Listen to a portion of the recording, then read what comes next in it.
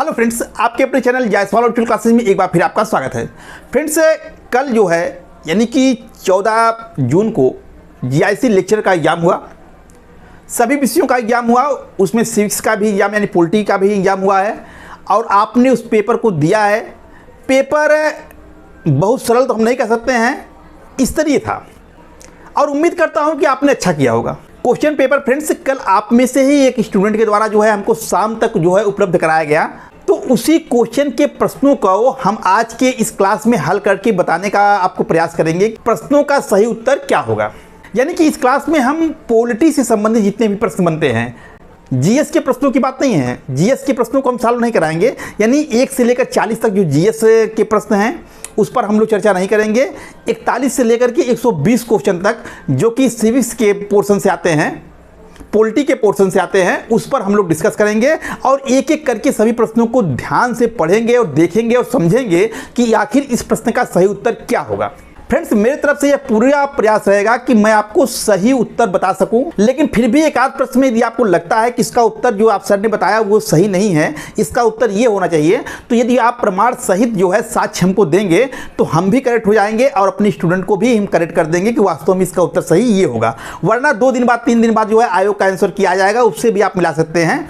लेकिन हमारी तरफ से पूरा प्रयास रहेगा कि जो हम उत्तर बताएं वो आयोग के उत्तर से 100% मैच करें। तो आइए प्रश्नों को और उसके उत्तर को देखने के लिए हम चलते हैं कंप्यूटर स्क्रीन पर और देखते हैं जीआईसी लेक्चरर 2025 जिसका एग्जाम जो है 14 जून 2026 को हुआ है, उसके प्रश्नों का सही उत्तर क्या होगा।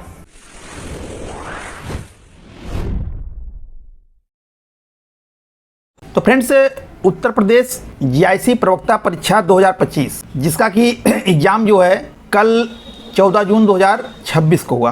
तो फ्रेंड्स, यह नागरिक शास्त्र का एक प्रश्न पत्र है जो कि 2 पार्टों में बटा हुआ है।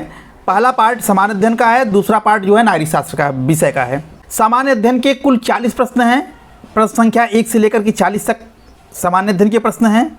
इस पर हम लोग डिस्कस नहीं करेंगे। भाग 2 जो है जो नागरिक शास्त्र का है, जो प्रश्न संख्या 41 से शुरू होकर के 120 तक जाता है, इसी को हम लोग देखेंगे। इसी प्रश्नों के उत्तर को हम लोग जानने और समझने का प्रयास करेंगे। तो क्लास को शुरू करते हैं फ्रेंड्स। देखिए क्वेश्चन नंबर 41 है फ्रेंड्स कि सूची 1 को सूची 2 से जो है मिलान करना है और नीचे दिए गए कूट की सहायता से उत्तर चुनना है। सिद्धांत दिया है, इधर उद्देश्य दिया है। पहला है उदारवादी सिद्धांत, मार्क्सवादी सिद्धांत, समुदायवादी सिद्धांत या नारीवादी सिद्धांत। इधर दिया है सामान्य हित, स्वहित, महिलाओं के अधिकार का हित और वर्ग हित। तो फ्रेंड्स देखिए, उदारवादी सिद्धांत जो है वो अपने हित की बात करता है, मार्क्सवादी सिद्धांत जो है वो वर्ग हित की बात करता है, समुदायवादी सिद्धांत जो है वो सामान्य हित की बात करता है और नारीवादी सिद्धांत जो है महिलाओं के हित की बात करता है। तो हमारा उत्तर क्या हो जाएगा, 2, 4, 1, 3, यानी कि बी वाला जो है हमारा उत्तर सही हो जाएगा, ये वाला क्वेश्चन। तो क्वेश्चन नंबर 41 का बी सही है। क्वेश्चन नंबर 42 है फ्रेंड्स कि राजनीतिक दलों के बारे में निम्न कथनों पर विचार कीजिए। ठीक है, पहला है कि राजनीतिक दल न्यूनाधिक रूप में नागरिकों का संगठित समूह है जो राजनीतिक इकाई के रूप में मिलकर काम करते हैं। दूसरा कह रहा है कि वे सार्वजनिक समस्याओं पर समान विचार रखते हैं। तीसरा कह रहा है समान लक्ष्य के पक्ष में अपने मताधिकार का प्रयोग करके शासन पर नियंत्रण प्राप्त करना चाहते हैं। और चौथा है सत्ता को प्राप्त करने के लिए हिंसा में विश्वास करते हैं। अब कह रहा है इसमें से कौन सा कथन सही है, 1, 2, 3, केवल 1, 1, 2, 3, 4 और केवल 1 और 2। तो देखिए फ्रेंड्स, पहला कथन जो कह रहा है कि राजनीतिक दल न्यूनाधिक रूप में नागरिकों का संगठित समूह है जो राजनीतिक इकाई के रूप में मिलकर काम करते हैं, ये कथन तो सही है। दूसरा, वे सार्वजनिक समस्याओं पर समान विचार रखते हैं, तो राजनीतिक दल के जो जितने सदस्य हैं वो सार्वजनिक समस्याओं पर समान रूप से विचार रखते हैं, ये भी सत्य है। समान लक्ष्य के पक्ष में मताधिकार प्रयोग करके शासन पर नियंत्रण प्राप्त करना चाहते हैं, ये भी सत्य है। चौथा जो है कि हिंसा में विश्वास करते हैं, तो राजनीतिक दल जो है संवैधानिक साधनों में विश्वास करते हैं, हिंसा में विश्वास नहीं करते हैं, तो ये गलत है। तो क्वेश्चन नंबर 42 का 1, 2, 3 जो है वो सही होगा। तो 42 का 1, 2, 3 कहाँ है, तो 1 में है, ए वाले विकल्प में देखिए। तो क्वेश्चन नंबर 42 का ए 1, 2, 3 सही है। क्वेश्चन नंबर 43 है फ्रेंड्स, नीचे 2 कथन दिए गए हैं, एक को कथन ए और दूसरे को आर कहा गया है। कथन कह रहा है कि भारत के सर्वोच्च न्यायालय के पास केंद्रीय कानूनों की संवैधानिक वैधता के संबंध में विशेष अधिकार प्राप्त है। कार्ड कह रहा है कि सर्वोच्च न्यायालय भारत के संविधान का संरक्षक है। नीचे दो कूट दिए गए हैं, इसमें से ए सत्य है, आर असत्य है। दूसरा कह रहा है कि ए आर दोनों सत्य हैं और आर ए का सही व्याख्या करता है। तीसरा कह रहा है ए असत्य है लेकिन आर सत्य है। डी कह रहा है ए आर दोनों सत्य हैं लेकिन आर ए की सही व्याख्या नहीं करता है। अब देखिए फ्रेंड्स, इसमें जो है दो तरह से उत्तर सही हो सकते हैं। पहला कह रहा है भारत के सर्वोच्च न्यायालय के पास केंद्रीय कानूनों की संवैधानिक वैधता के संबंध में विशेष अधिकार है। तो फ्रेंड्स, कानूनों के संवैधानिक वैधता के संबंध में अधिकार केवल सर्वोच्च न्यायालय के पास नहीं है, उच्च न्यायालय के पास भी है। तो यहाँ जो कह रहा है केवल सर्वोच्च न्यायालय के पास विशेष अधिकार हैं, तो एक तरह से देखोगे टेक्निकल रूप से तो ये क्वेश्चन, ये कथन जो है गलत है। लेकिन अगर उच्च न्यायालय को हटा दोगे तो सर्वोच्च न्यायालय के पास भी जो है कानूनों की संवैधानिक वैधता के संबंध में विशेष अधिकार हैं, तब ये सही हो जाता है। तो यानी कि इसको सही अगर मान सकते हो सामान्यतः, लेकिन अगर विशेष ध्यान से पढ़ोगे, विशेष रूप से इसमें ध्यान लगाओगे तो ये क्वेश्चन गलत भी, ये कथन जो है वो गलत भी हो जाता है। तो अब आयोग क्या मानता है, इसको सही मानता है कि गलत मानता है? सामान्यतः अगर पढ़ेंगे तो ये सही लग रहा है, लेकिन अगर विशेष रूप से देखोगे तो उच्च न्यायालय को भी ये अधिकार प्राप्त है, तो इस हिसाब से ये गलत भी हो जा रहा है। जबकि दूसरा कथन जो है सर्वोच्च न्यायालय भारत के संविधान का संरक्षक है, ये सही है। तो अब अगर इसको आयोग सही मानता है तो हमारा उत्तर हो जाएगा बी, ए आर दोनों सत्य हैं और आर ए की सही व्याख्या है, जो कि सामान्यतः हमको लगता है यही होना चाहिए। ठीक है, लेकिन अगर इसको आयोग गलत मान लेता है उच्च न्यायालय के परिप्रेक्ष्य में, तो हमारा उत्तर हो जाएगा ए गलत है और आर सत्य है, यानी सी वाला सही हो जाएगा। तो इसमें फ्रेंड्स बी और सी में थोड़ा कंफ्यूज है कि कौन सा उत्तर सही होगा। अब आयोग के ऊपर होता है कि क्या उत्तर सही इसमें मानेंगे, तो हमारे ख्याल से बी होना चाहिए। अब इसका उत्तर सी भी हो सकता है, तो आप देखिए आयोग का आंसर किए जो 2-3 दिन में आ जाएगा, तो इसमें क्या उत्तर होगा उस हिसाब से आप करेक्ट कर लीजिएगा। क्वेश्चन नंबर 44 फ्रेंड्स कथन कार्ड का है। कथन कह रहा है कि राजनीति विज्ञान आज केवल राज्य तथा सरकार के अध्ययन तक सीमित नहीं है, बल्कि मानव और सामाजिक जीवन के सभी क्षेत्रों तक विस्तृत है। तो ये कथन तो फ्रेंड्स एकदम सही है। कार्ड कर रहा है कि क्योंकि आर्थिक, सामाजिक, सांस्कृतिक या धार्मिक जैसे क्षेत्र शक्ति के प्रयोग और हितों के संघर्ष से जुड़ा है और जो राजनीति का मूल तत्व है।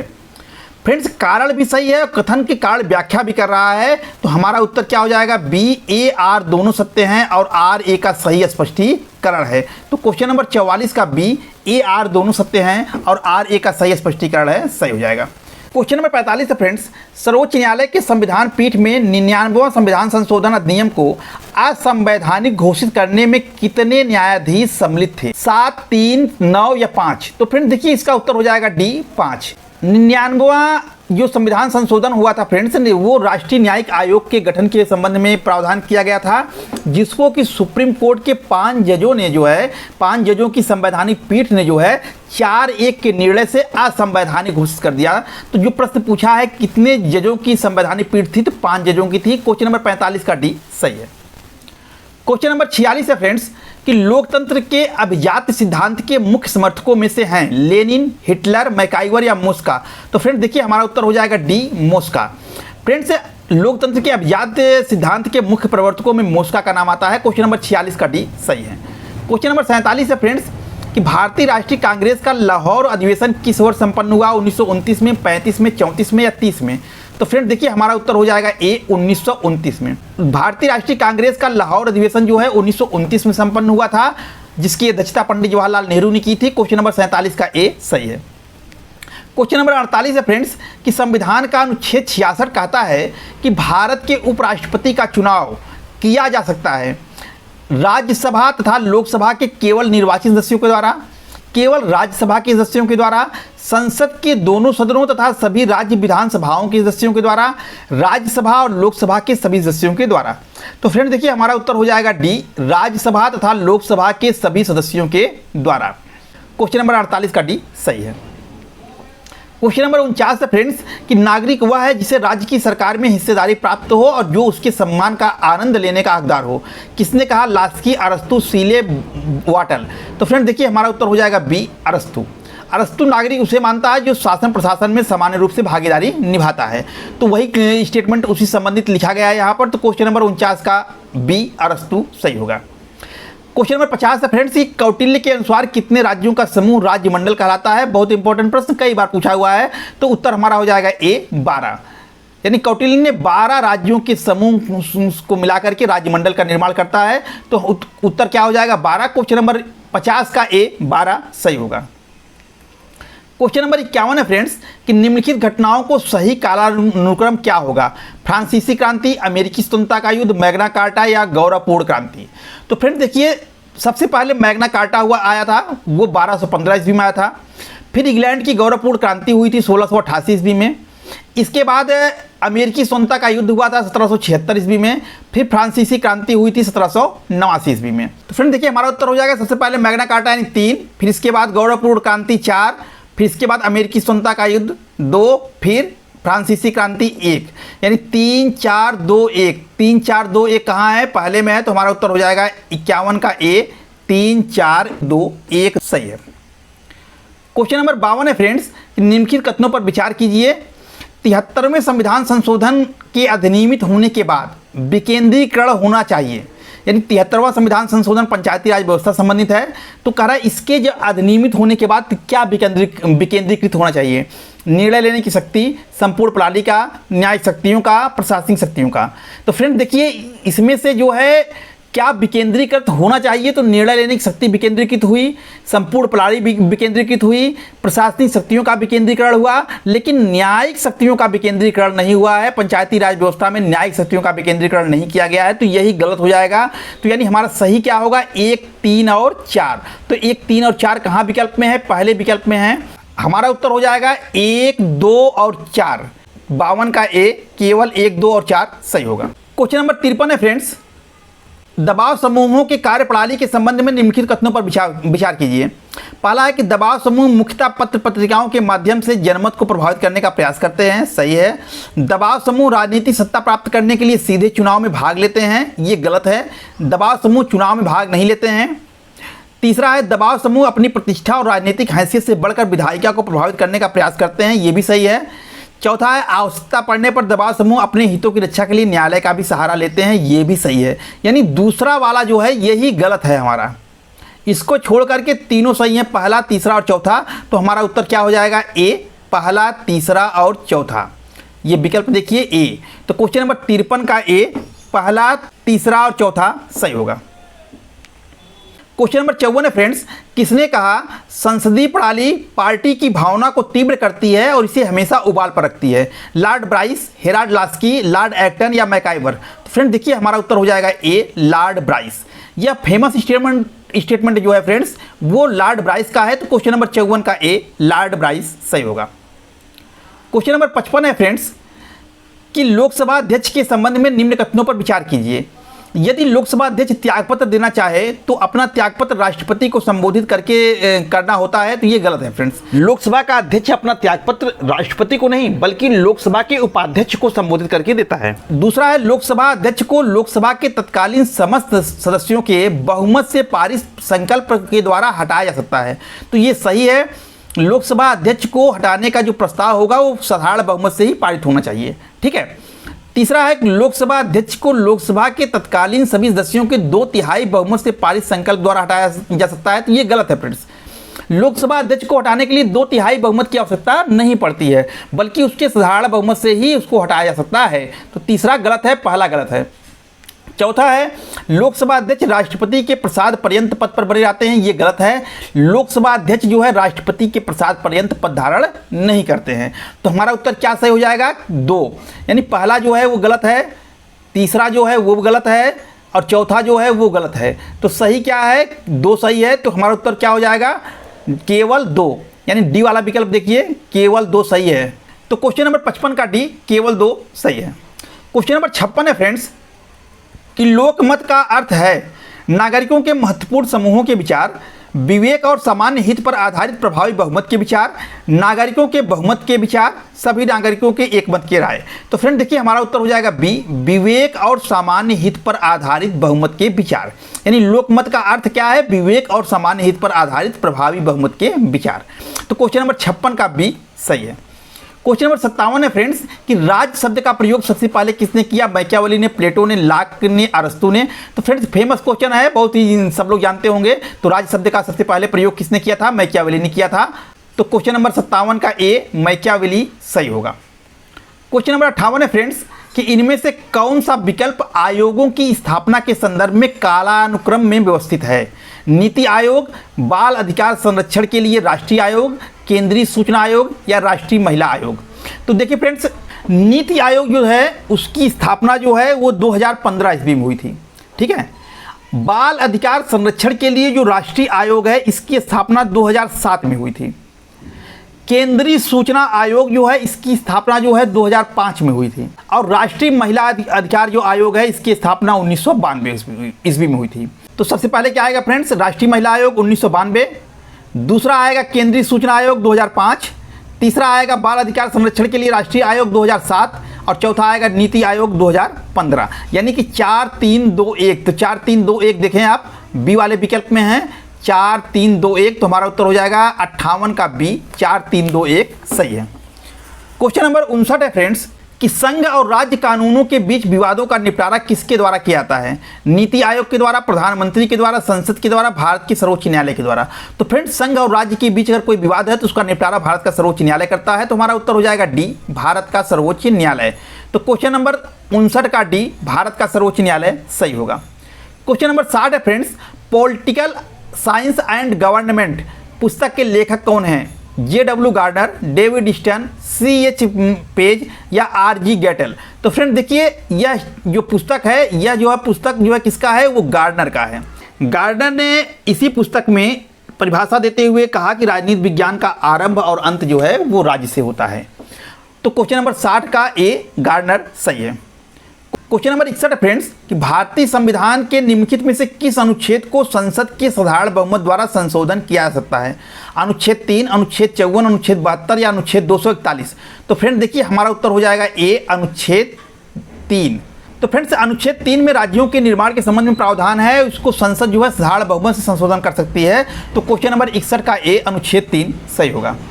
क्वेश्चन नंबर 62 है फ्रेंड्स कि उन लोगों को राज्य का सिद्धांत पढ़ाना जिन्होंने समाजशास्त्र के प्रथम सिद्धांतों को नहीं सीखा है वैसा ही है जैसे उन लोगों को खगोल विज्ञान या ऊष्मागतिकी पढ़ाना जिन्होंने न्यूटन के गति के नियमों को नहीं सीखा है। यह कथन किसका है? सार्टोरी का, बोर्नेस का, मिशेल का, गिंडिंग्स का। तो फ्रेंड देखिए, यह जो फेमस कथन है गिंडिंग्स का है। गिंडिंग्स जो है वो फेमस जो है समाजशास्त्री थे और उन्होंने उसी परिप्रेक्ष्य में लिखा है कि उन लोगों को राज्य का सिद्धांत पढ़ाना जिन्होंने समाजशास्त्र के प्रथम सिद्धांतों को नहीं सीखा है वैसा ही है जैसा उन लोगों को खगोल विज्ञान या ऊष्मागतिकी पढ़ाना जिन्होंने न्यूटन के गति के नियमों को नहीं सीखा है। क्वेश्चन नंबर 62 का डी, गिंडिंग्स सही होगा।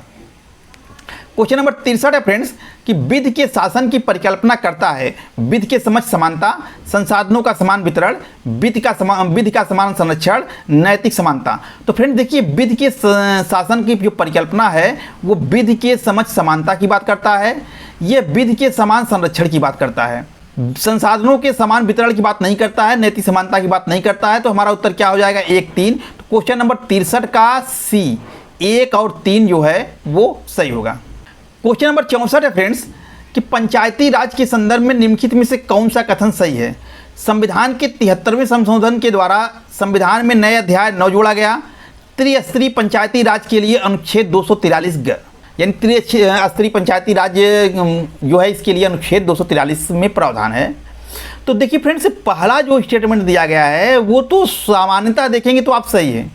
संविधान के 73वें संशोधन द्वारा संविधान में भाग 9 जोड़ा गया था। अब भाग 9 यहाँ अध्याय 9 दिया है तो भाग को अध्याय भी लिखते हैं, इस दृष्टि से देखेंगे तो ये सही है। और त्रिस्तरीय पंचायती राज का वर्णन जो है अनुच्छेद 243 में है, इस दृष्टि से देखेंगे तो ये भी सही है। तो इस तरह से पहला और दूसरा दोनों कथन जो है सही होते हैं। लेकिन इसको बड़ी थोड़ी बारीकी से अगर आप इसका निरीक्षण करेंगे तो यहाँ भाग 9 की जगह अध्याय 9 लिखा है, तो इस हिसाब से देखेंगे तो ये पहला वाला गलत हो जाता है और दूसरा वाला भी गलत हो जाता है कि त्रिस्तरीय पंचायती राज का वर्णन जो है अनुच्छेद 243 से लेकर 243 ओ में है। तो इस तरह से देखेंगे तो केवल 1 पॉइंट दिया है, तो इस तरह से ये भी गलत हो जाएगा। तो अब इसका उत्तर ना तो 1 ना तो 2 भी हो सकता है, 1 और 2 दोनों हो सकता है या केवल 2 हो सकता है। तो इस तरह से इसमें हम कंफर्म आपको ये नहीं बता सकते हैं कि इसका उत्तर एक्चुअली क्या हो सकता है। लेकिन अगर मुझको लगाना होता तो पहले हम डी लगाते 1 और 2 दोनों, लेकिन इसका उत्तर आयोग कुछ भी मान सकता है। तो इस क्वेश्चन को भी हम आयोग के ऊपर छोड़ते हैं, वहाँ से आंसर किया है तो आप मिला लीजिएगा कि इसका सही उत्तर क्या होगा। क्वेश्चन नंबर 65 है फ्रेंड्स कि राजनीतिक दल राष्ट्र की चेतना को उसी तरह जीवित रखते हैं जैसे ज्वार भाटे का उतार चढ़ाव लंबी समुद्री खाड़ी के पानी को ताजा करता रहता है। यह कथन किसका है? ब्राइस का है, बेजहार्ट का है, लास्की का है या लावेल का है? तो फ्रेंड देखिए यह जो है स्टेटमेंट जो है वो ब्राइस का है। तो क्वेश्चन नंबर 65 का ए ब्राइस सही है। क्वेश्चन नंबर 66 है फ्रेंड्स, इनमें से कौन सा जोड़ा सुमेलित नहीं है? यहाँ राज्य दिया है राज्यसभा में सदस्यों की संख्या, तो असम में 7 जो है राज्यसभा सीट है, ये तो सही है। हरियाणा में 5 है, ये भी सही है। छत्तीसगढ़ में 6 जो दिया है यही गलत है, छत्तीसगढ़ में 5 सीट है और सिक्किम में 1 है, ये सही है। तो हमारा उत्तर क्या हो जाएगा? सी छत्तीसगढ़। 6 जो दिया है यही उत्तर गलत हो जाएगा, छत्तीसगढ़ में 5 सीटें हैं। तो क्वेश्चन नंबर 66 का सी सही है। क्वेश्चन नंबर 67 है फ्रेंड्स, किसने कहा कि राजनीतिक संप्रभु के पीछे एक और संप्रभु है जिसके समक्ष कानूनी संप्रभु को नतमस्तक होना पड़ता है? गेटेल का, डायसी का, ब्राइस का, गिलक्राइस्ट का? तो आप जानते हैं इसका उत्तर हो जाएगा बी, ए बी डायसी। ये डायसी का फेमस स्टेटमेंट है। क्वेश्चन नंबर 67 का बी डायसी सही है। क्वेश्चन नंबर 68 है फ्रेंड्स कि मेरे लिए अहिंसा जो है वो स्वराज से पहले आता है। यह कथन किसका है? बाल गंगाधर तिलक का, महात्मा गांधी का, रविन्द्रनाथ टैगोर का, पंडित जवाहरलाल नेहरू का? तो आप निश्चित रूप से समझ गए होंगे यह कथन है महात्मा गांधी का। क्वेश्चन नंबर 68 का भी महात्मा गांधी सही है। क्वेश्चन नंबर 69 जो है कथन और कारण का है फ्रेंड्स। कथन दिया गया है कि 1945 में बेवेल योजना में वायसराय के कार्य परिषद में हिंदू और मुसलमानों को समान भागीदारी देने की बात प्रस्तावित की गई थी। तो यह बात एकदम सही है फ्रेंड्स, ठीक है।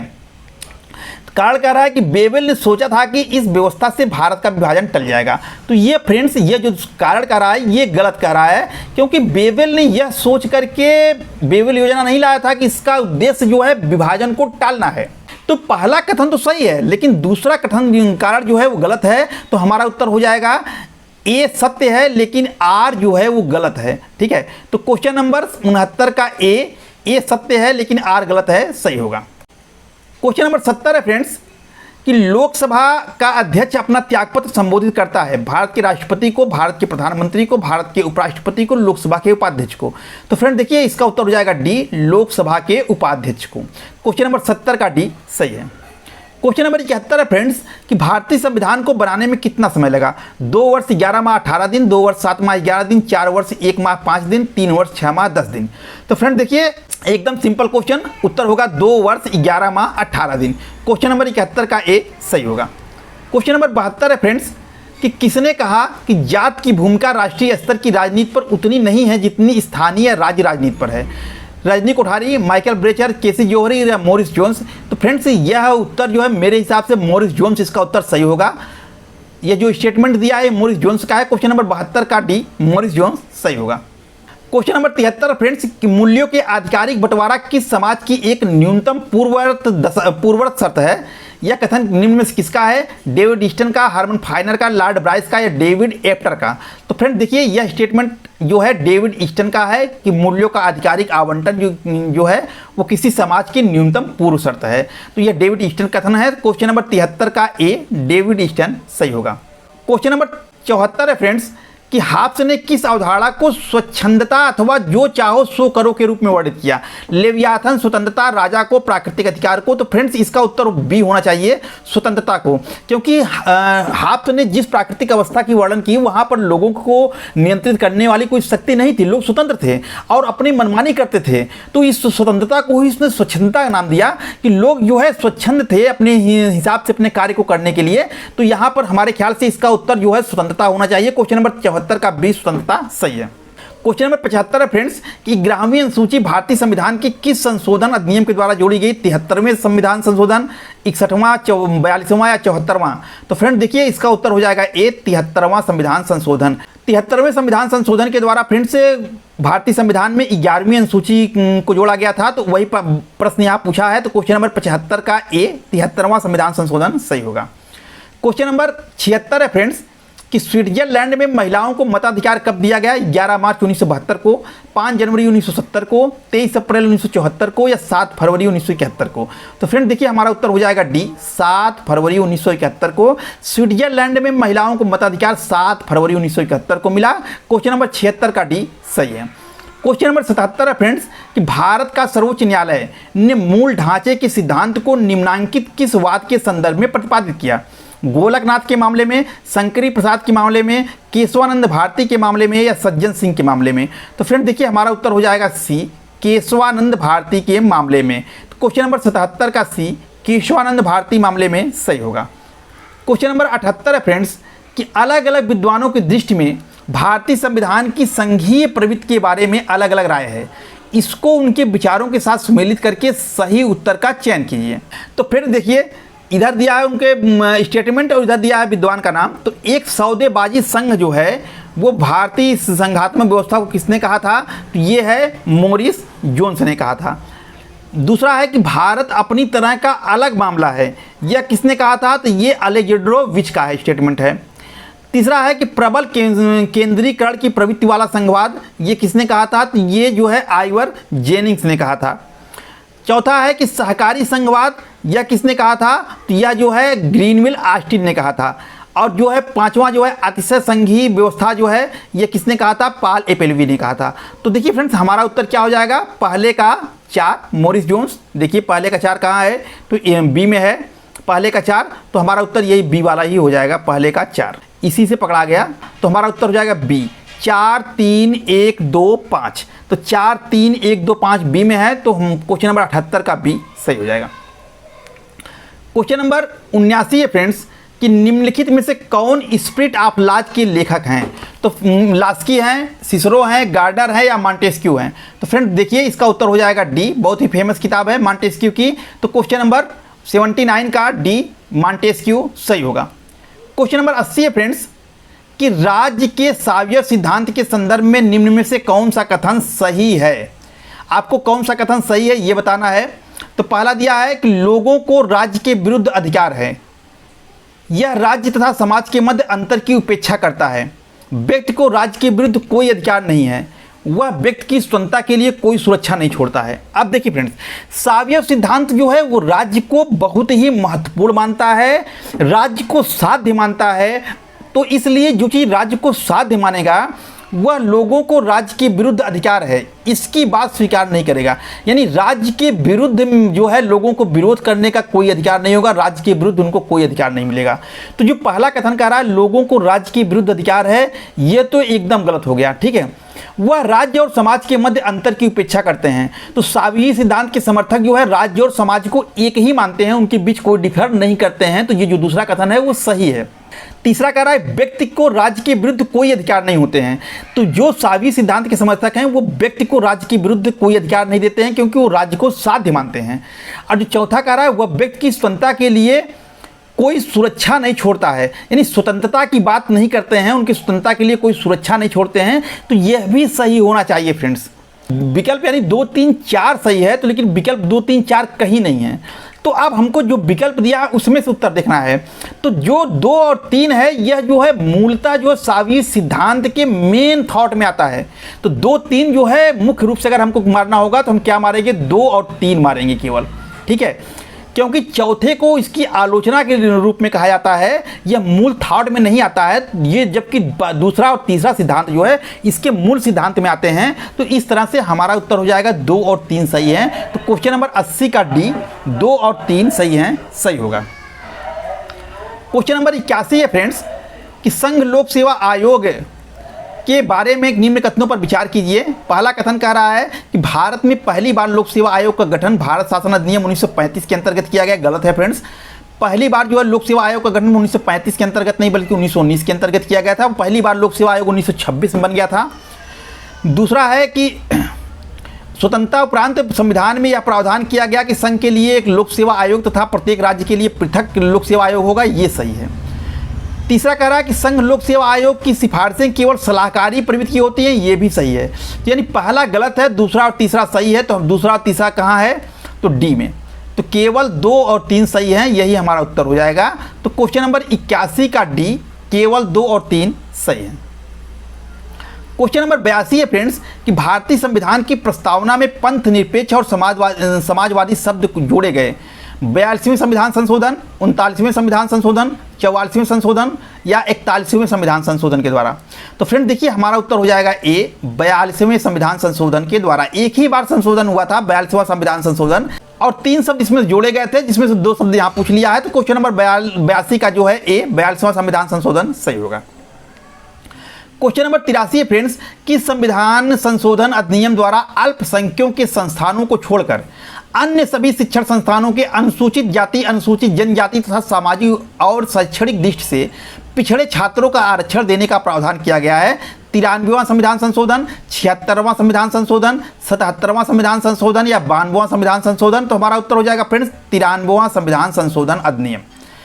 93वें संविधान संशोधन के द्वारा ये व्यवस्था की गई थी फ्रेंड्स कि SC, ST और अन्य पिछड़े वर्गों के लिए जो है सभी शिक्षण संस्थानों में जो है आरक्षण देने का प्रावधान किया गया था। तो ये 93वां संविधान संशोधन के द्वारा किया गया। 83 का ए, 93वां संविधान संशोधन सही होगा।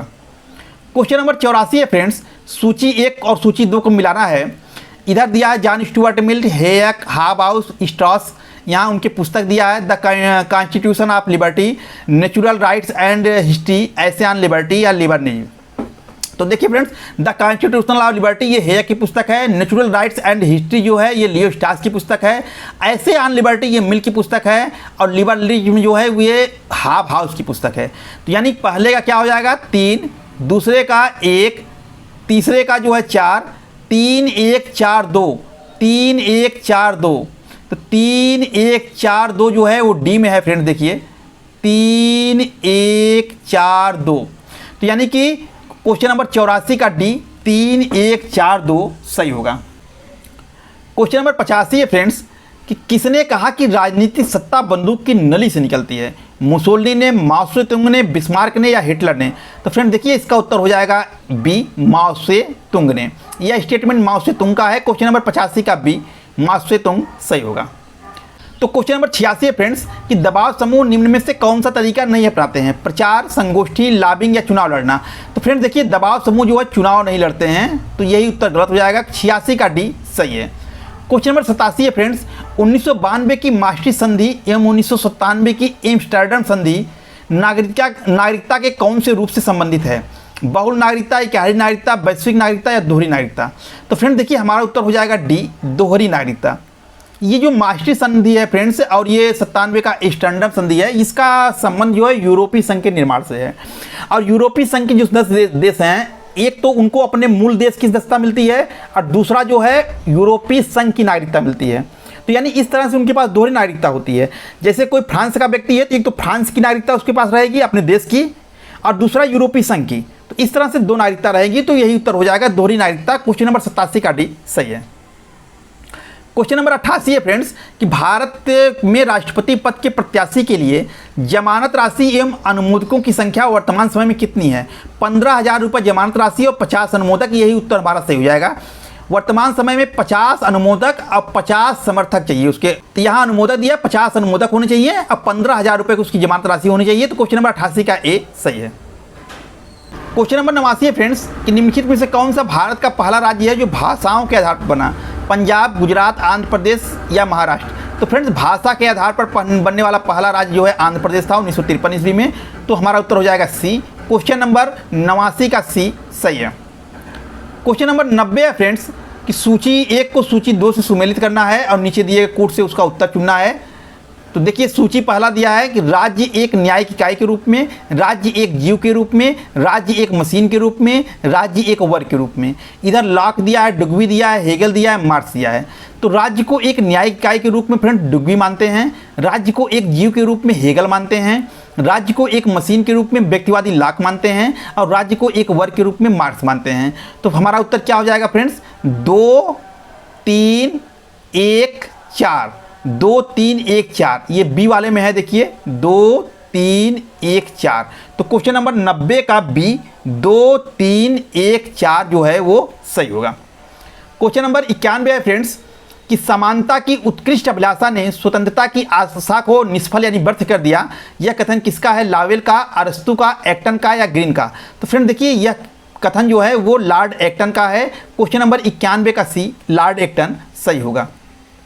क्वेश्चन नंबर 92 है फ्रेंड्स कि बलवंत राय मेहता समिति 1957 की रिपोर्ट की मुख्य सिफारिशें कौन कौन सी थी? तो पहला है त्रिस्तरीय पंचायती राज प्रणाली की स्थापना, ये तो सही है फ्रेंड्स। दूसरा है जिला परिषद का अध्यक्ष राज्य सरकार द्वारा नामित किया जाएगा, ये गलत है फ्रेंड्स। ग्राम पंचायतों के गठन प्रत्यक्ष चुनाव के आधार पर होंगे, ये सही है। इन लोकतांत्रिक संस्थाओं को वास्तविक शक्तियां और उत्तरदायित्व प्रदान किया जाना चाहिए, ये भी सही है। यानी पहला, तीसरा और चौथा सही है, दूसरा गलत है। तो हमारा उत्तर हो जाएगा डी, केवल 1, 3 और 4। क्वेश्चन नंबर 92 का डी, केवल 1, 3 और 4 सही है।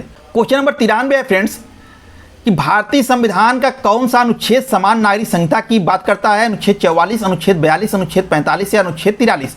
तो फ्रेंड देखिए, हमारा उत्तर हो जाएगा ए, अनुच्छेद 44। अनुच्छेद 44 समान नागरिक संहिता की बात करता है। क्वेश्चन नंबर 93 का ए सही है। क्वेश्चन नंबर 94 है फ्रेंड्स कि भारत के राज्यों के राज्यपाल को मृत्युदंड के मामले में अधिकार प्राप्त नहीं है। किसका अधिकार प्राप्त नहीं है? क्षमा करना, सजा को स्थगित करना, सजा को बदलना, सजा में छूट देना। तो फ्रेंड देखिए, क्षमा करना, किसी भी मृत्युदंड पाए हुए अपराधी के अपराध को क्षमा करने का अधिकार केवल राष्ट्रपति के पास है, राज्यपाल के पास नहीं है। तो इसका उत्तर ए हो जाएगा, 94 का ए, क्षमा करना सही होगा। क्वेश्चन नंबर 95 है फ्रेंड्स कि मूल अधिकारों के प्रवर्तन करने के लिए रिट जारी करने किसके द्वारा किया जा सकता है? उच्चतम न्यायालय और उच्च न्यायालय दोनों के द्वारा, केवल उच्चतम न्यायालय के द्वारा, जिला न्यायालय के द्वारा, उच्च न्यायालय के द्वारा। तो फ्रेंड देखिए, मूल अधिकारों को प्रवर्तित करने के लिए रिट जारी करने का अधिकार जो है उच्चतम न्यायालय, उच्च न्यायालय दोनों को है। अनुच्छेद 32 के तहत उच्चतम न्यायालय और अनुच्छेद 226 के तहत उच्च न्यायालय। ठीक है, तो हमारा उत्तर हो जाएगा 95 का ए सही है। क्वेश्चन नंबर 96 है फ्रेंड्स, मिलान करने के लिए सूची 1 और सूची 2 को। देखिए, सूची ए अधिकार है, सूची 2 में राजनीतिक व्यवस्था है। प्राकृतिक अधिकार, नागरिक अधिकार, राजनीतिक अधिकार या सामाजिक और आर्थिक अधिकार। और इधर राजनीतिक व्यवस्था है फ्रेंड्स, संवैधानिक सरकार, प्रजातांत्रिक राज्य, कल्याणकारी राज्य या राष्ट्र प्रहरी राज्य। प्राकृतिक अधिकार के समर्थक जो है, जिस राजनीतिक व्यवस्था को मानते हैं फ्रेंड्स, वो राष्ट्र प्रहरी राज्य है। नागरिक अधिकार ये संवैधानिक सरकार में जाएगा। राजनीतिक अधिकार ये प्रजातांत्रिक राज्य में जाएगा। और सामाजिक और आर्थिक अधिकार जो है वो कल्याणकारी राज्य में जाएगा। तो इस तरह से हमारा उत्तर क्या हो जाएगा? 4, 1, 2, 3। तो 4, 1, 2, 3 देखिए आपका डी वाले विकल्प में है। तो क्वेश्चन नंबर 96 का डी, 4, 1, 2, 3 सही है। तो क्वेश्चन नंबर 97 फ्रेंड्स कि इनमें से कौन से कार्य व्यक्तिवादी अपने राज्य से बाहर रखना चाहते हैं? शिक्षा, उद्योग, विवादों का समाधान, मुद्रा का विनिमय, संचार के साधन, लोक स्वास्थ्य या सुरक्षा एवं कानून व्यवस्था। तो देखिए फ्रेंड्स, व्यक्तिवादी जो है राज्य को अत्यंत सीमित कार्य देते हैं। कानून व्यवस्था और शासन की सुरक्षा, आंतरिक शांति व्यवस्था बनाए रखने तक ही इनको सीमित रखते हैं। जन कल्याण का कोई भी कार्य इनको सौंपना ये नहीं चाहते हैं। अब देखिए, शिक्षा और उद्योग ये राज्य को नहीं देते हैं, ये इसको जो है राज्य के कार्यों से बाहर रखते हैं। विवादों का समाधान इसको देते हैं, मुद्रा का विनिमय देते हैं, लोक स्वास्थ्य ये नहीं देते हैं इनको, सुरक्षा और कानून व्यवस्था ये भी जो है ये राज्य को देते हैं। अब देखिए फ्रेंड्स, संचार के साधन जो थोड़ा सा है विकल्प में कॉम्प्लिकेटेड है, लेकिन हम इन 3 विकल्पों से चेक करेंगे। तो पहला और 5वां तो ये नहीं देना चाहते हैं, तो पहला 5वां यहाँ मिल गया विकल्प में। अगर चौथा भी मान लीजिए हम इनको नहीं देना चाहते हैं, तो 1, 5, 4 कहीं है ही नहीं। तो इस तरह से 1, 5 ही सही होगा, 4 को हम रखेंगे कि देना चाहते हैं। विवादों का समाधान कन्फर्म है, मुद्रा का विनिमय कन्फर्म है, सुरक्षा कानून व्यवस्था कन्फर्म है। तो इस तरह से संचार के साधन भी कन्फर्म हो जाएगा। तो क्या नहीं देना चाहते हैं वो शिक्षा, उद्योग और लोक स्वास्थ्य, यानी 1, 5 जो होगा ये कन्फर्म विकल्प है कि यही जो है वो व्यक्तिवादी जो है वो राज्य को नहीं देना चाहते हैं, ये कार्य राज्य के बाहर रखना चाहते हैं। तो क्वेश्चन नंबर 97 का ए सही है। क्वेश्चन नंबर 98 है फ्रेंड्स, उत्तर प्रदेश विधान परिषद के संदर्भ में निम्न कथनों पर विचार कीजिए। उत्तर प्रदेश विधान परिषद की कुल सदस्य संख्या 100 है, ये कन्फर्म है, सही है। विधान परिषद का सदस्य बनने के लिए किसी भी व्यक्ति को कम से कम 35 वर्ष का होना चाहिए, गलत है। 30 वर्ष का होना चाहिए, ये सही है। तो यहाँ ये जो है दूसरा वाला जो है ये गलत हो जाएगा। ठीक है। तीसरा कह रहा है विधान परिषद के सभी सदस्य जनता द्वारा सीधे चुने जाते हैं, ये भी गलत है, क्योंकि जनता द्वारा नहीं चुने जाते हैं सीधे, ये अप्रत्यक्ष रूप से चुने जाते हैं। चौथा है विधान परिषद में नामित होने वाले सदस्यों की संख्या 12 से अधिक नहीं हो सकती है।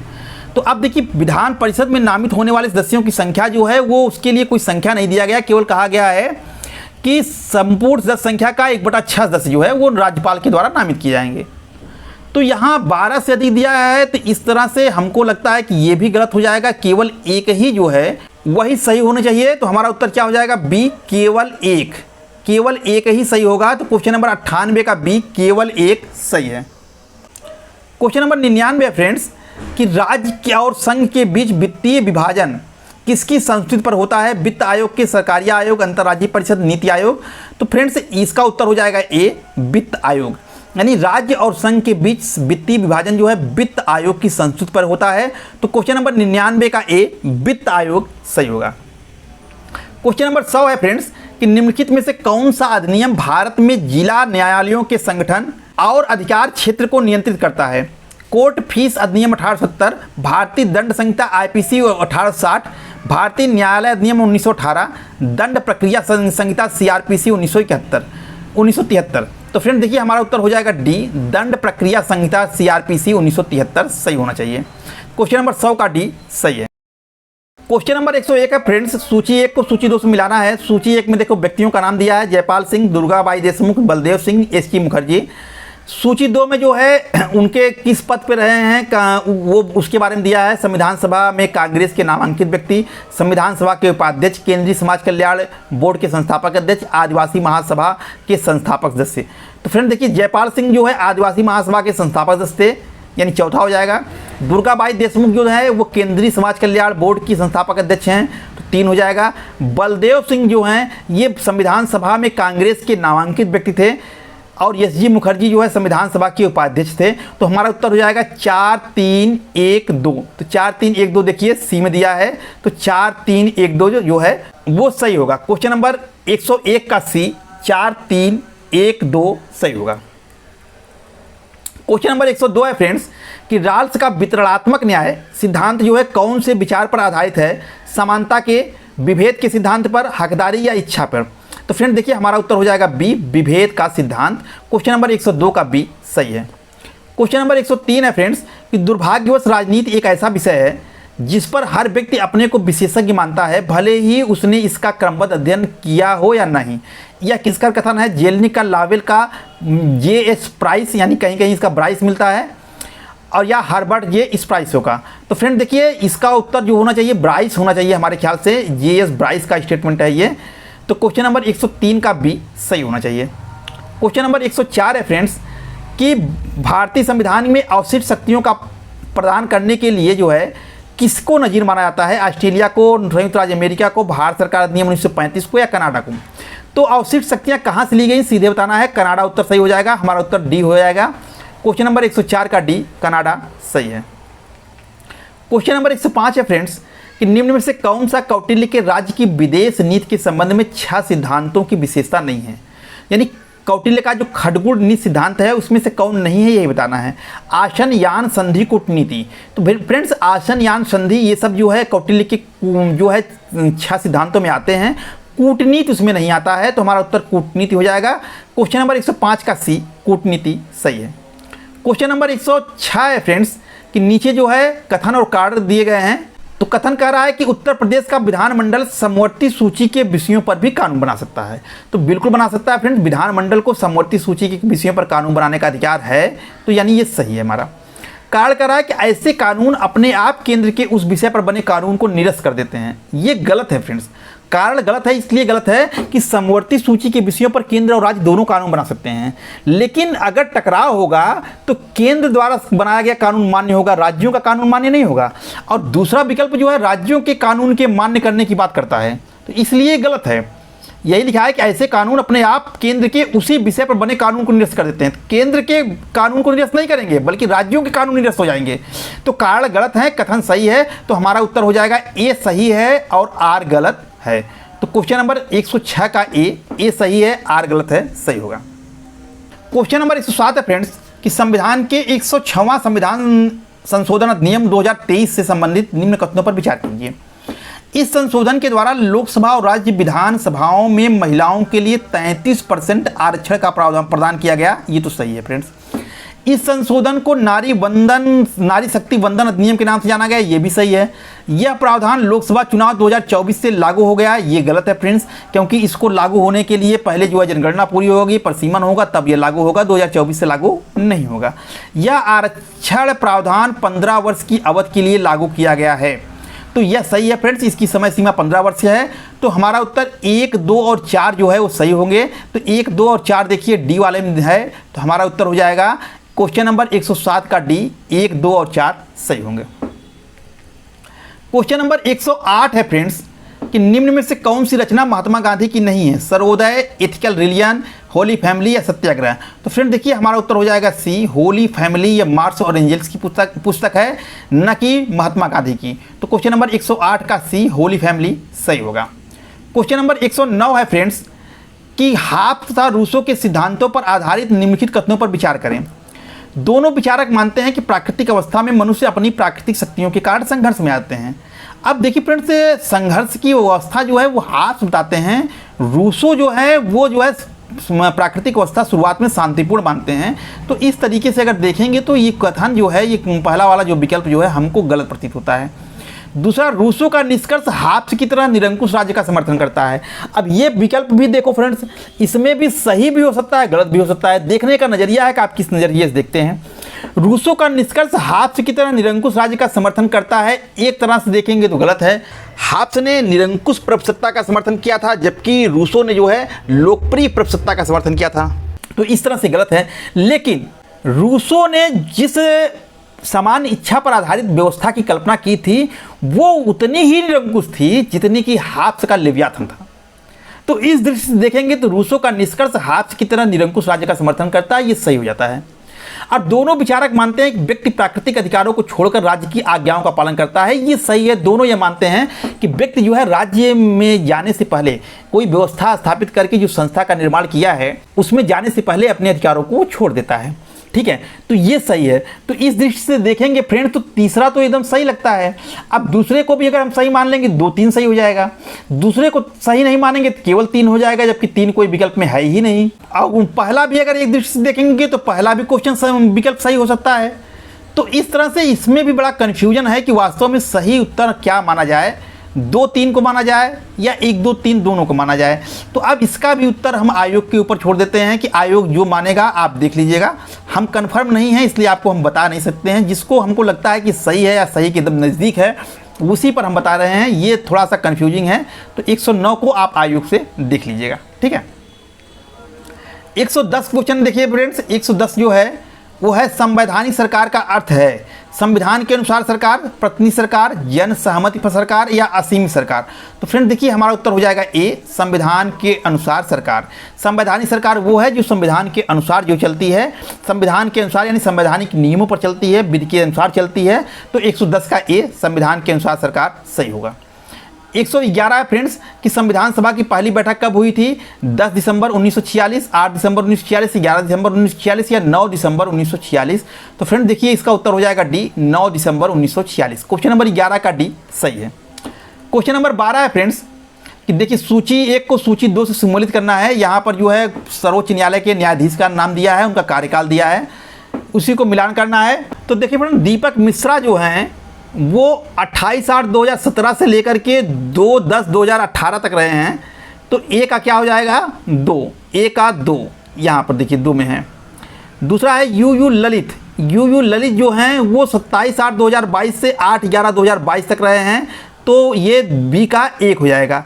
तो बी का 1 यानी बी वाला विकल्प देखिए 2-1-4-3, 2-1-4-3 यही सही होगा, बी वाला ही सही होगा। और तीसरा डी.वाई. चंद्रचूड़ जो हैं वो 2022 से 2024 तक रहे हैं, यानी 9/11/2022 से 10/11/2024 तक रहे हैं। और जबकि शरद अरविंद बोबडे जो है वो 18/11/2019 से 13/4/2021 तक रहे हैं। तो कुल मिलाकर के हमारा उत्तर क्या हो जाएगा? 2-1-4-3। तो 2-1-4-3 कहाँ है? तो 2-1-4-3 बी में है। तो क्वेश्चन नंबर 112 का बी सही है। क्वेश्चन नंबर 113 है फ्रेंड्स, कौन कहता है कि वर्ग विभाजित समाज में राजनीतिक और नागरिक स्वतंत्रता निरर्थक है? ये उपयोगितावादी, आदर्शवादी, सोफिस्ट या मार्क्सवादी? तो वर्ग विभाजित समाज की बात जो है मार्क्सवादी करते हैं, तो हमारा उत्तर हो जाएगा डी। क्वेश्चन नंबर 113 का डी सही है। क्वेश्चन नंबर 114 है फ्रेंड्स, सूची 1 को सूची 2 से मिलान करना है। अब देखिए यहाँ दिया है सूची 1 में समूह और यहाँ दिया है समूहों के नाम। संस्थात्मक दबाव समूह, समुदायात्मक दबाव समूह, असमुदायात्मक दबाव समूह या अनियंत्रित दबाव समूह। इधर श्रमिक संघ, जात संघ, खालिस्तानी लिबरेशन या नौकरशाही। तो देखिए फ्रेंड्स संस्थानात्मक दबाव समूह जो है वो नौकरशाही है, यानी ए का 4 होगा। समुदायात्मक दबाव समूह श्रमिक संघ है, यानी बी का 1 होगा। असमुदायात्मक दबाव समूह ये 2 होगा, जाति संघ है, तो यानी सी का 2 होगा। और अनियंत्रित दबाव समूह खालिस्तानी लिबरेशन फोर्स होगा, यानी डी का 3 होगा। तो हमारा उत्तर क्या हो जाएगा? 4-1-2-3। 4-1-2-3 देखिए सी में है, तो हमारा उत्तर हो जाएगा सी। क्वेश्चन नंबर 114 का सी सही है। क्वेश्चन नंबर 115 है फ्रेंड्स, कि निम्न में से किसने कहा कि प्राचीन काल से लेकर आज तक नागरिकता का अर्थ व्यक्ति और समुदाय के बीच पारस्परिक संबंध रहा है? डेविड हेल्ड, माइकल स्टुअर्ट, जेलेनिक या लीकॉक? तो फ्रेंड देखिए, यह स्टेटमेंट जो है डेविड हेल्ड का होना चाहिए। डेविड हेल्ड ने नागरिकता के संबंध में कहा था। तो क्वेश्चन नंबर 115 का ए, डेविड हेल्ड सही होगा। क्वेश्चन नंबर 116 है फ्रेंड्स कि निम्नलिखित में से किन किन देशों के संविधान निरक्षरों को मताधिकार से वंचित करते हैं? ब्राजील और चिली, संयुक्त राज्य America, Britain, Germany, Switzerland, Sri Lanka, Bangladesh. तो फ्रेंड देखिए, विकल्प जो दिया गया उसके हिसाब से ए सही होगा, ब्राजील और चिली। लेकिन वर्तमान समय में यहाँ भी जो है इस प्रावधान को समाप्त कर दिया गया। पहले व्यवस्था ब्राजील और चिली में थी, लेकिन वर्तमान में यहाँ भी नहीं है। तो लेकिन क्वेश्चन के हिसाब से देखें तो ब्राजील चिली ही सही उत्तर होगा। 116 का ए, ब्राजील चिली सही है। 117 है फ्रेंड्स कि भारतीय संविधान में कौन सा अनुच्छेद भारतीय स्वतंत्रता अधिनियम 1947 तथा भारत सरकार अधिनियम 1935 के निरसन की चर्चा करता है? तो फ्रेंड देखिए, वो अनुच्छेद होगा अनुच्छेद जो है 395। अनुच्छेद 395 में आप देखेंगे तो वो भारतीय स्वतंत्रता अधिनियम 1947 और भारत सरकार अधिनियम 1935 के निरस्त करने की बात करता है। तो क्वेश्चन नंबर 117 का ए, अनुच्छेद 395 सही होगा। क्वेश्चन नंबर 118 है फ्रेंड्स कि नीचे दो कथन दिए गए हैं, कथन कार्ड का प्रश्न है। तो कथन कह रहा है कि भारत का संविधान सबसे लंबा संविधान है। ये तो सही है, सबसे बड़ा और सबसे विस्तृत संविधान है। कार्ड कह रहा है कि मौलिक अधिकारों के अध्याय को अमेरिका संविधान से उधार लिया गया। तो ये भी सही है फ्रेंड्स, मौलिक अधिकारों के अध्याय को, मौलिक अधिकार जो है हमारे अमेरिका से उधार लिए गए हैं, ये सही है। लेकिन इस कारण से भारत का संविधान लंबा है, ये गलत है। यानी कथन कार्ड दोनों सही हैं, लेकिन कथन की कारण व्याख्या नहीं कर रहा है। तो हमारा उत्तर हो जाएगा ए, आर दोनों सत्य हैं, लेकिन आर ए का सही स्पष्टीकरण नहीं है। तो हमारा उत्तर क्या हो जाएगा? डी, ए आर दोनों सही हैं, लेकिन आर ए का सही स्पष्टीकरण नहीं है। तो विकल्प क्या हो जाएगा? डी। क्वेश्चन नंबर 118 का डी सही है। क्वेश्चन नंबर 119 है फ्रेंड्स कि भारत के उच्चतम न्यायालय के संबंध में निम्न कथनों पर विचार कीजिए। संविधान में उच्चतम न्यायालय के न्यायाधीशों का कार्यकाल 6 वर्ष या 65 वर्ष की आयु तक जो भी पहले निर्धारित किया गया है, ये गलत है फ्रेंड्स। 65 वर्ष की आयु सही है, लेकिन 6 वर्ष नहीं है, तो इसलिए ये गलत है। दूसरा है, उच्चतम न्यायालय राष्ट्रपति की स्वीकृति के बाद अपनी प्रक्रिया और संचालन के लिए नियम बना सकता है, ये सही है फ्रेंड्स। यानी पहला गलत है, दूसरा सही है। तो इसमें पूछा है कौन सा उत्तर सही है, ये बताना है। तो केवल 2 सही है। यानी क्वेश्चन नंबर 119 का डी, केवल 2 सही है। क्वेश्चन नंबर 120 है फ्रेंड्स, भारत के सर्वोच्च न्यायालय ने अपने हाल ही के एक निर्णय में जलवायु परिवर्तन के दुष्प्रभाव से स्वतंत्रता को एक मौलिक अधिकार माना है।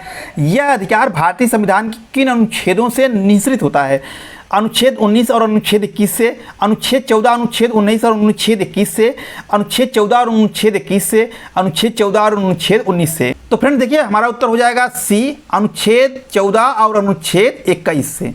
अनुच्छेद 14 और अनुच्छेद 21 यानी सी विकल्प सही होगा। क्वेश्चन नंबर 120 का सी सही है। फ्रेंड्स, क्या आप टीजीटी सामाजिक विज्ञान, पीजीटी सिविक्स या पॉलिटिकल साइंस से नेट जेआरएफ की तैयारी करना चाह रहे हैं? तो बिना देरी किए हुए प्ले स्टोर पर जाइए और जायसवाल वर्चुअल क्लासेज के ऐप को डाउनलोड कीजिए। ऐप डाउनलोड करने के लिए प्ले स्टोर में जाकर के टाइप कीजिए जायसवाल वर्चुअल क्लासेज और सर्च कीजिए।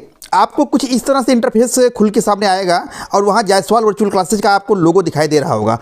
उस पर क्लिक कीजिए और लोगो सहित जायसवाल वर्चुअल क्लासेज लिखा हुआ कुछ इस तरह का इंटरफेस आपके सामने आएगा।